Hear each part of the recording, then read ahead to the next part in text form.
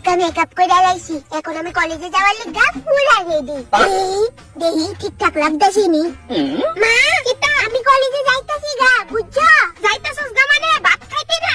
আরে খাইতাম না ভাত, ভাত খেলে আমার দেরি হয়ে যাবে গা। ক্লাস তো 11:30 থেকে শুরু হয়, এখন তো মাত্র 9টা বাজে। আরে কলেজে গিয়ে আবার ক্লাস তো খুঁজে লাগবো, ক্লাস খুঁজতে তো 2-3 ঘন্টা সময় লাগে, বুঝো না গেরে? Sorry, I have a boyfriend. তোর নাম কি? তো ঠিক 3 মাস পরে।